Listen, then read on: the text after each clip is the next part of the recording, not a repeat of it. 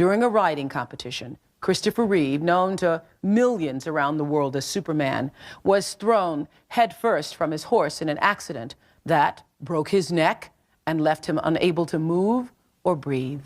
Today, in his first visit to our show, Christopher Reeve shares with all of us what his life is like now and how he survived the darkest days. It is an inspiration to every living human being. Welcome, Christopher Reeve.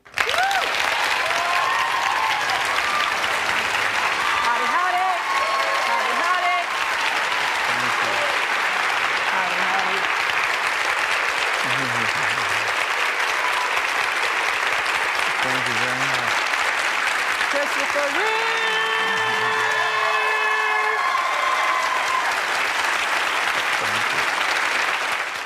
It's almost 3 years this month. Yeah. Do you still, I know in Still Me, you talk about how for so long, every day you would review what you could have done differently. Yes. Blaming yourself. Do you still, 3 years later? No, today I just worry about laryngitis. Today. I know, I met him backstage and he says worried about laryngitis. I wouldn't worry about that if I were you. Yeah, that's right. Really? Yeah, it's, you know, if you play the game of what if, you know, it's really a losing proposition. You go forward, not backwards. Can you take us back to that day for which the book is named? The day you were thinking about giving up or not even knowing what the future might hold? Yeah. I woke up after 4 days of being completely unconscious. I mean, they had me snowed on morphine, and finally I came out of it and gradually realized my situation. And Dana came into the room, and just as you described it is how it happened. But the main thing is, when she said, "You're still you, and I love you," if there'd been a pause, or if she'd looked away, or somehow, you know, not answered me immediately and instinctively, I would have felt she was just undertaking an obligation. But it's not an obligation. It's just her love for me. And I joked and I said, I'm taking the marriage vows a little too far.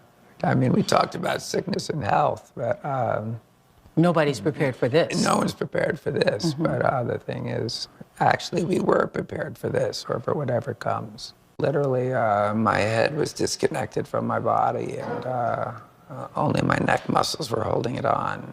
And the surgery that they did 5 days later is a miracle. Dr. Jane of UVA. And had they not done it before? You found that out afterwards? Yeah, they had to actually make up an operation. They rehearsed it. But to figure out what to do, they ended up putting a titanium rod connecting the top of my spine to the base of my skull, and then drilling holes in the bottom of my brain and wiring them together. And I don't know anybody else in the world could have accomplished that. So I was very, very lucky. You are Superman. A life-changing moment for you was appearing at the Oscars. I remember when Quincy Jones called me and told me that he had the idea to invite you to the Oscars, and I said, huge! That is going to be huge! I'm truly crazy. I'm really crazy. I had only been out once before in public, and Quincy called and said, you know, would you come out and do a thing? And I said, I'd think about it. And they said, yes. And were you scared? Were you scared? Well, I wheeled into Dana and said, I've just agreed to go out on the Oscars live in front of 2 billion people.